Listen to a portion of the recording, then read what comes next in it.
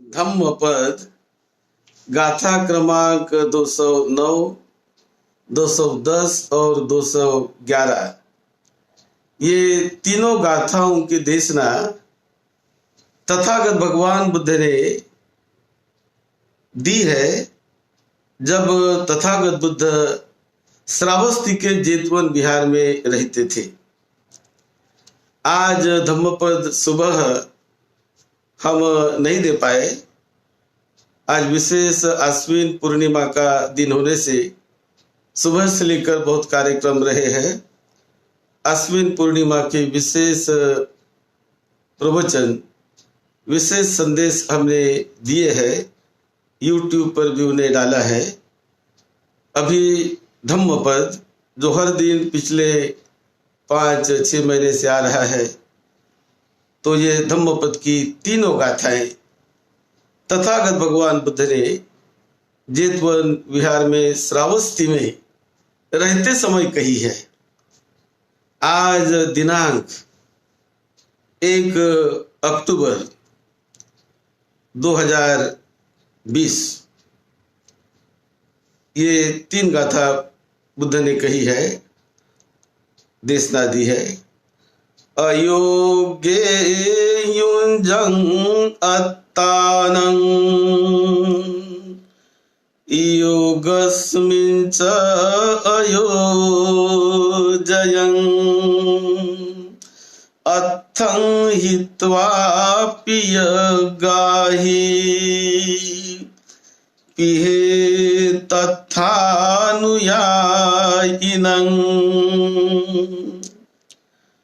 मा पियेहि समागच्छि अपियेहि कुदाचनं पियानं अदसनं दुःखं अपियानं च दसनं तस्मा पियं न कैराथ पिया पायो हि पापको गंथा ते संग न विजन्ति ये संग नथि पिया पियन्ति।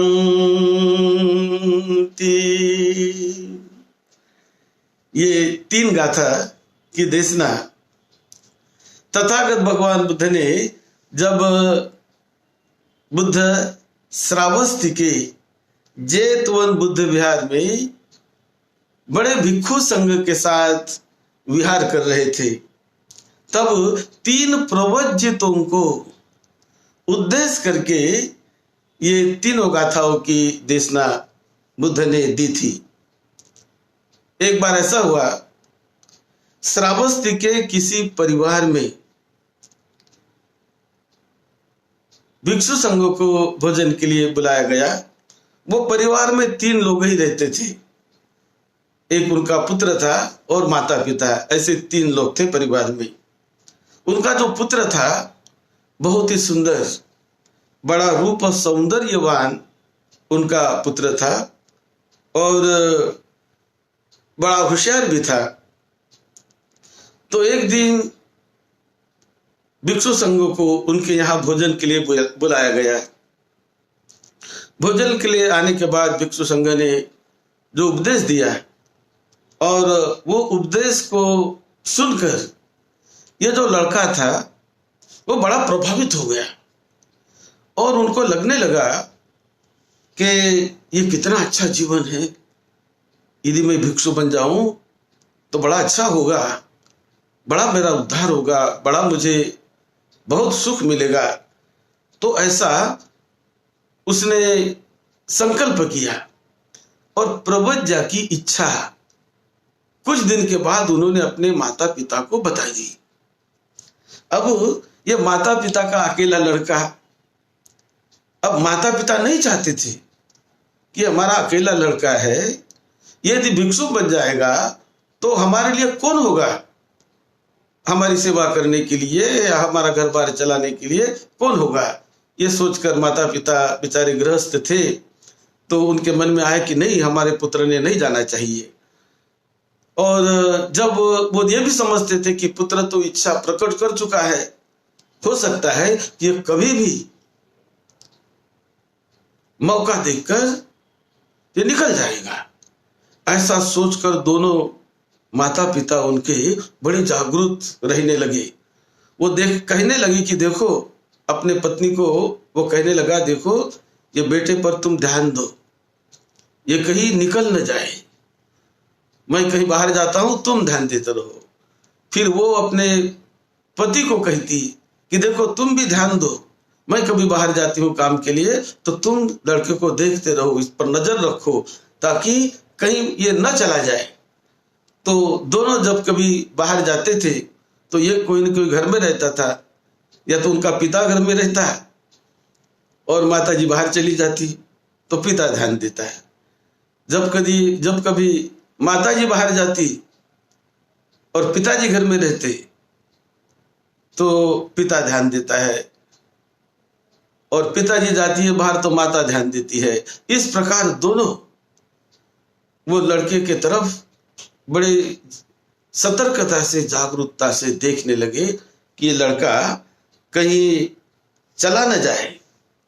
तो बड़ी सुरक्षा वो लड़के की दोनों करने लगे। अब एक दिन ऐसा हुआ कि उनका जो पिता था वो कहीं काम से बाहर चला गया और माता जी घर में थी। तो उसने बताया कि देखो मैं तो बाहर जा रहा हूं, लड़के की तरफ ध्यान देना। और माता जी ने कहा ठीक है, मैं ध्यान दूंगी, आप जाकर आइए। पिता बाहर चले गए। माता जी ने लड़के को देखते हुए उसकी तरफ ध्यान दे रही थी, लेकिन माता जी वो दरवाजा थे घर का, वो घर का द्वार, वो द्वार का एक कपाट माता ने लगा दिया और दूसरे पर वो अपना पैर पसार कर दरवाजे में बैठ गई, ताकि लड़का कहीं इधर उधर से न चला जाए। तो वो दरवाजे में बैठी और सूत काटते हुए बैठी, सूत काट रही थी, और दरवाजे का द्वार का एक कपाट बंद कर दिया और दूसरे कपाट में, मतलब दूसरे जो कपाट है दूसरा, वहां पर रास्ते पर अपना पैर पसार कर बैठ गई। तो लड़के ने देखा कि माता तो दरवाजे पर ही बैठी है, पिताजी तो घर के चले गए हैं। तो उन्होंने माता को धोखा देने का प्रयास किया है। वो माता के पास गया, कहने लगा कि माता जी मुझे जरा मार्ग दीजिए, जाने के लिए रास्ता दीजिए, मैं मल विसर्जन करने के हेतु मैं जरा बाहर जाकर आता हूं, मुझे रास्ता दीजिए। तो सूत काट रही थी, तो सूत काटती हुई माता ने पैर हटा दिया और ठीक है भाई तू जाकर आ। और ऐसा करके वो मल विसर्जन के बहाने माता को धोखा देकर वो निकल गया। और निकलने के बाद वो सीधे बुद्ध विहार चला गया, श्रावस्ती की, और बुद्ध विहार में जाकर वो भिक्षु बन गया। अब पिताजी आते हैं, पिताजी पूछते हैं कि वो लड़का कहाँ गया। तो उन्होंने कहा कि लड़का तो बाहर गया है। तो खोजने लगे, पड़ोस में खोजने लगे, पड़ोस में नहीं दिखाई दिया, गली में खोजने लगे, शहर में खोजने लगे, तो कहीं पर वो नहीं दिखाई दिया। तो उनके पिता को संदेह हो गया कि ये बिहार में ही गया होगा। ऐसा सोचकर जब उन्होंने पूरा जहां वहां खोजा, लड़का नहीं मिला, तो पिताजी ने खोज शुरू की और खोजने के बाद लड़का नहीं मिला। तब वो सीधे बिहार चले गए उनके पिताजी, और बिहार जाकर देखते हैं तो देखा उन्होंने, तो उनका लड़का भिक्षु बन के बिहार में ठहरा हुआ है।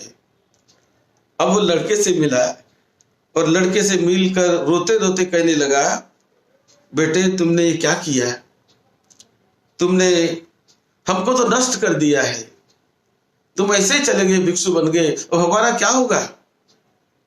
हमारे प्राण प्रिय हो तुम, अपने प्राणों की तरह हम तुम्हें पाल रहे हैं, और तुम जब निकल जाओगे तो हम जी नहीं सकेंगे बेटा तुम्हारे बिना।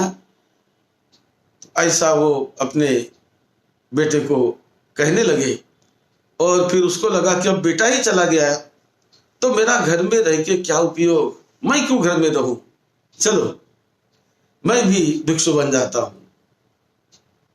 तो पिता जब गया, रोते रोते रोते गया, लड़के को समझाने लगा, लेकिन लड़का कोई समझा नहीं।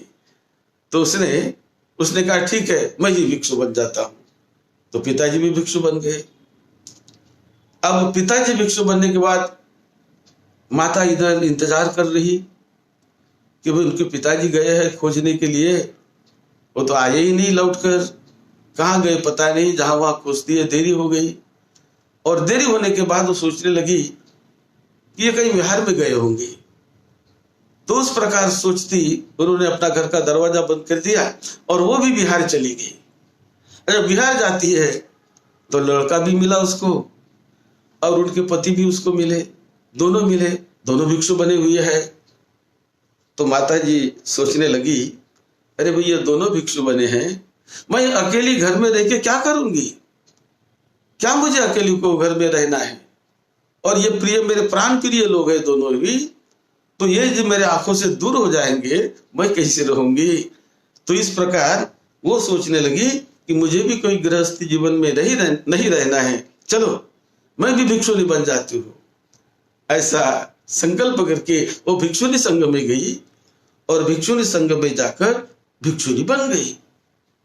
अब तीनों बन गए भिक्षु भिक्षुनी और वो तीनों रहने लगे।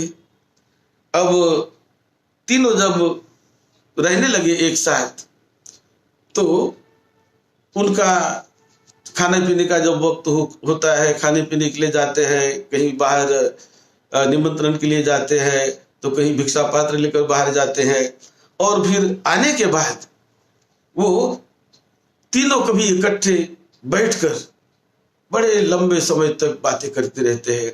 लंबे समय तक वो चर्चा करते रहे, बातें करते रहेंगे, यहाँ की बातें, वहां की बातें, वहां की बातें, उनका कोई ध्यान नहीं अभ्यास पर। तो तीनों जब कभी देखो तीनों मिलते, कभी भिक्षु संघ की तरफ उनकी भिक्षुनी माता आती और ये कहीं तीनों बैठ जाते और चर्चा करते, तो कभी ये उधर चले जाते, वहां कहीं बैठते और चर्चा करते। तो भिक्षुओं ने देख लिया और भिक्षुओं ने देखकर उनको समझाने का प्रयास किया कि तुम भिक्षु बने हो, तुम भिक्षु नहीं बनी है, तुम भिक्षु बने हो। भिक्षुओं ने इतने देर तक एक साथ नहीं बैठना चाहिए, अपना अभ्यास करो, आपस में ऐसा चर्चा नहीं करना चाहिए, भिक्षु बनकर भिक्षु नियम का पालन करो। तो भिक्षु उनको समझाते हैं, लेकिन समझाने के बाद भी कोई असर नहीं उन पर पड़ता। वो और भी वैसे ही करने लगे, वैसे ही करते हमेशा। जब भी वक्त मिलता तो तीनों इकट्ठे आकर बातें करते रहते, तीनों इकट्ठे आकर मिलते रहते। तो वो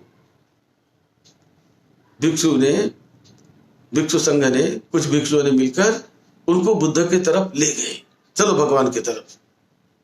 और जब बुद्ध की तरफ गए तो बुद्ध ने पूछा कहा भाई क्या बात है, क्या है? तो उन्होंने कहा ऐसा ऐसा है बनते, ये तो हमेशा एक साथ बैठते रहते हैं और कोई दूसरा काम नहीं करते, जब भी वक्त मिलता है तब ये एक साथ बैठते हैं। तो इस प्रकार तथागत बुद्ध को बताया गया। बुद्ध ने पूछा उनको क्या सही है? उन्होंने कहा सही है, हम बैठते हैं क्योंकि हम बहुत एक दूसरे को प्यार करते हैं, हम नहीं रह सकते एक दूसरे के बिना। तो ये बुद्ध ने बात सुनी, बुद्ध समझ गए और बुद्ध कहने लगे देखो जो प्रवज्जित होता है ना, ये प्रवज्जित भिक्षुओं ने गृहस्थ भाव जैसा रहना ठीक नहीं है, इन्होंने चर्चा करते हुए रहना ठीक नहीं है, ये अनुचित है। जब तुम भिक्षु बने हो तो भिक्षु नियम का ठीक से पालन करो, जब तुम भिक्षु नहीं बनी हो तो भिक्षुनी नियम का पालन करो, ये करना अनुचित है, ये अच्छा नहीं है। ऐसे तथागत बुद्ध ने बताया। और फिर इस प्रसंग पर, इस घटना पर तथागत बुद्ध ने ये तीनों को, ये 3 धम्मपद की गाथाओं का सभी भिक्षु संघ जो वहां बैठा था सभी को उपदेश दिया कि सामान्य प्राणी जो होते हैं, सामान्य लोग जो होते हैं, सामान्य लोग ये प्रिय का वियोग सहन नहीं करते। जो जितना अधिक प्रिय होता है, और वो प्रिय व्यक्ति यदि हमसे कहीं दूर जाता है, कहीं मेहमान, कहीं किसी जगह मेहमान करके जाता है, या कहीं विदेश में जाता है, कहीं दूर चला जाता है, तो प्रिय व्यक्ति हमसे दूर जाने के बाद बड़ा दुख होता है। तो प्रिय व्यक्ति जाने से दुख होता है, प्रिय व्यक्ति दुख का कारण बनता है। इसी प्रकार कोई दुश्मन व्यक्ति हो, अप्रिय व्यक्ति हो, कि जो हमें अच्छा नहीं लगता, तो अप्रिय व्यक्ति जो हमें अच्छा नहीं लगता उनसे भला आदमी मिलना नहीं चाहता, लेकिन किसी तरह उससे ही मुलाकात हो जाती है अप्रिय व्यक्ति से, तो दुख होने लगता है, अच्छा नहीं लगता है। तो अप्रिय व्यक्ति का मिलना अच्छा नहीं लगता, उनसे मुलाकात होना, और प्रिय व्यक्ति का वियोग होना अच्छा नहीं लगता।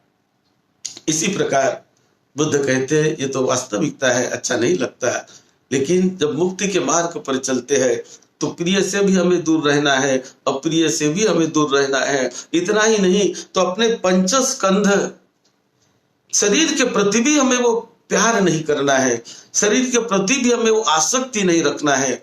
यदि शरीर के प्रति भी भीतर ही भीतर आसक्ति बनी रहे, वो भी दुख देने वाली होती है। वो मुक्ति के रास्ते में एक बाधा निर्माण करती है। इसीलिए पंचस्कंधों से भी, जो शरीर के भीतर जो पंचस्कंध है, रूप वेदना संज्ञा संखार विज्ञान, इसे कहते हैं पंचस्कंध। ये पंचस्कंधों से भी प्यार ना करो, उनसे भी आसक्ति ना करो, उनसे भी मुक्त होने का प्रयास करो, चित्त उनमें भी न गुता रहे, तब वो मुक्ति के रास्ते पर चलता है। और जो साधक होते हैं, ये साधक ने हमेशा प्रियों से दूर रहने का प्रयास करना चाहिए, तो उसकी साधना अच्छी होने लगेगी। अप्रियों से भी उन्होंने दूर रहना चाहिए। अप्रिय से दूर रहे तो उन्हें दुख नहीं होगा, दुश्मन से दूर रहे तो दुख नहीं होगा। लेकिन बार बार वो दुश्मन से मिलते हैं, अप्रिय व्यक्ति से मिलते हैं, तो बार बार दुख निर्माण होता है। इसलिए अप्रिय व्यक्ति से दूर रहना। और इसी प्रकार प्रिय व्यक्ति, ये प्रिय व्यक्ति जब तक है अच्छा लगता है, लेकिन जब कहीं बाहर जाता है तो हमें दुख होने लगता है। इसलिए इस वास्तविकता को जानकर मुक्ति पाने के लिए प्रिय से भी दूर रहने का प्रयास करें, अप्रिय से भी दूर रहने का प्रयास करें, और अधिशील का पालन करें, अधिचित्त का अभ्यास करें, यानी अतिरिक्त अभ्यास करने का प्रयास करें, और अधिप्रज्ञा, प्रज्ञा को बढ़ाने का प्रयास करें। यदि हम ये प्यार में, प्रियता में, इसमें ही लगे रहेंगे तो हम अधिचित्त का साक्षात्कार नहीं कर सकते। अधिप्रज्ञा जो होती है, ऊंचे प्रकार की प्रज्ञा, विमुक्ति के और ले जाने वाली प्रज्ञा, उनका हम साक्षात्कार नहीं कर सकते। इसीलिए हमें धीरे धीरे धीरे धीरे उनसे भीतर ही भीतर दूर रहने का प्रयास करना चाहिए। ये तो दूर तो हमें होना ही पड़ेगा एक न एक दिन। ऐसा नहीं कि जो प्रिय है उनके साथ हमेशा हमेशा हम उनके साथ लगे रहेंगे या वो हमारे साथ जुड़े रहेंगे, ऐसा नहीं। एक दिन आने वाला है कि प्रिय से भी हमें दूर जाना पड़ता है, हम ना भी चाहे तो भी हमें दूर जाना पड़ता है। प्रिय व्यक्ति भी हमसे दूर चले जाते हैं, हम ना भी चाहें तो भी चले जाते हैं, क्योंकि वियोग ये होने वाला है, वियोग होने ही वाला है। एक दिन तो ये दूर होना ही है हमें एक दूसरों से। तो इसीलिए इस बात को जानते हुए समझकर बहुत अधिक उसमें उलझे ना रहे, बहुत अधिक प्रेम को ना जताए, समता में रहने का प्रयास करें, ये जानकर समझकर कि एक दिन हमें दूर होना है। जिस बॉडी से हम प्रेम करते हैं वो बॉडी से भी हमें दूर निकल जाना है, वो बॉडी भी हमारे साथ नहीं आती। परिवार के किसी भी लोगों को हम जो प्रेम करते हैं, कोई भाई हो, बहन हो, लड़का हो, लड़की हो, पति पत्नी हो, पिता हो, माता हो, जो भी कोई भी व्यक्ति जो हम प्रेम से इकट्ठे बंधे रहते हैं, लेकिन एक दिन तो ये हमें दूर जाना ही पड़ता है। ये जीवन की वास्तविकता है। और इसीलिए जो साधक इस वास्तविकता को जानकर समता में रहना सीखता है, न बहुत प्यार करे, न बहुत किसी से द्वेष करे, न बहुत किसी से मोह करे, न लोभ करे, समता में रहने का प्रयास करे, मुस्कुराते हुए रहने का प्रयास करे, तो वो प्रज्ञा में आगे बढ़ता है। और जो भिक्षुओं के लिए जिन्होंने घर बार छोड़ा, उनके लिए तो ये पूरी तरह उन्होंने परिवार से दूर ही रहने का प्रयास करना चाहिए। परिवार का कोई आकर्षण उनके साथ ना रहे, तब ही वो भिक्षु जीवन पूरा करके जीवन की ऊंचाइयां हासिल कर सकते हैं। ये बात तथागत भगवान बुद्ध ने इन तीनों को समझाई इस गाथाओं द्वारा।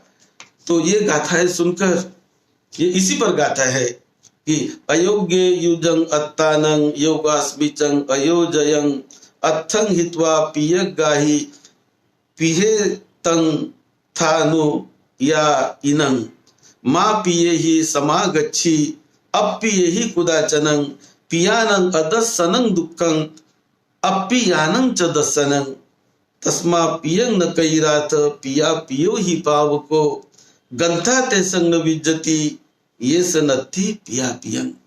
ये गाथा का मतलब जो मैंने समझाया वैसा ही है कि प्रिय के जाल में ज्यादा ना फंसो।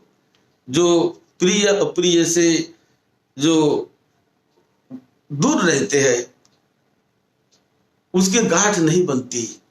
गंथा ते संग न विज्जति ये संग नत्थी पिया पियं।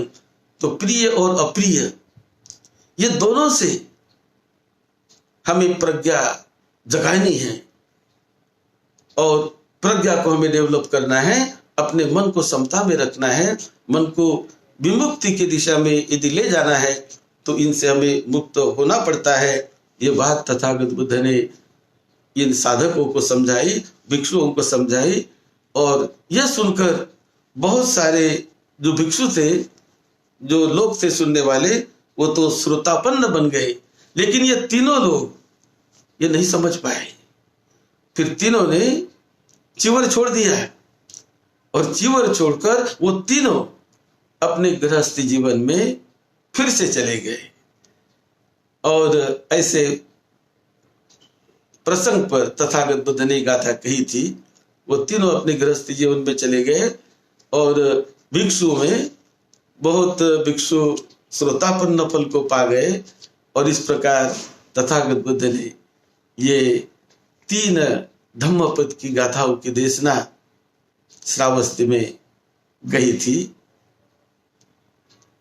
बहुत लोगों को उसका लाभ हुआ, क्योंकि तो जीवन की सच्चाई, बुद्ध का जो धम्म है वो परम सुख शांति की ओर ले जाने वाला है। अनंत सुख शांति जिसका कोई ठिकाना नहीं। इतनी सुख शांति व्यक्ति को मिलती है यदि वो उस रास्ते से चलता है। और सबसे बड़ी बात कि वो जन्म मरण के बंधन से छूट जाता है। यदि नहीं छूटा तो उसे जीते समय ही कई प्रकार के दुख संकटों से जाना पड़ता। और मृत्यु के समय भी यदि चित्त आसक्ति में डूबा है, विकारों में डूबा है, तो मृत्यु के समय भी वो दुखी, व्याकुल, बेचैन होकर उसकी मृत्यु होती है। शांति से मृत्यु पाने के लिए हमें उस चित्त की अवस्था को, मुक्ति की अवस्था को बढ़ाना पड़ेगा, उसे जानना पड़ेगा, समझना पड़ेगा, विमुक्ति की तरफ चित्त ले जाना पड़ेगा। तभी हम मृत्यु के समय भी दुख से दूर रहकर, दुख को जीत कर आनंद पूर्वक मुस्कुराते हुए उस मृत्यु को स्वीकारते हैं। ये सद्धम्म की कला है। ये आनंद पूर्वक जीवन जीने का रास्ता, यानी जीते जी भी समता में रहकर, वास्तविकता को जानकर जीते जी भी समता में रहकर आनंद से, सुख शांति से जियो। और मृत्यु के समय भी आप विजयी बनके सुख शांति से मुस्कुराते हुए उसे स्वीकार करो। ये रास्ता तथागत बुद्ध का है। और ये सुनकर बहुत लोग लाभी हुए, बहुतों का कल्याण हुआ। बहुतों का मंगल हुआ। आप सबको निरोगत्व मिले, दीर्घायु से मिले, लंबी उम्र मिले, आपके परिवार के सभी लोगों को सुख शांति मिले। यही मंगल मैत्री के साथ सद्धम्म की सेवा में, आपकी सेवा में डॉक्टर भदंत राहुल बोधी महाथेरो। आप सबका मंगल हो। आज विशेष अश्विन पूर्णिमा का जो दिन है, तो पूर्णिमा का क्या महत्व है उसकी एक क्लिप हमने YouTube पर डाली है। उस पर भी एक विशेष प्रवचन हमने कल दिया। उस प्रकार आज भी सुबह से लेकर दिन भर प्रोग्राम रहे, उनकी भी क्लिप हमने YouTube पर डाली है। आप उनका लाभ लीजिए, अपने दोस्त मित्र को लाभ लेने की सलाह दीजिए। आप सबका मंगल हो, सबको सबको सुख शांति मिले। मंगल हो आप सभी का।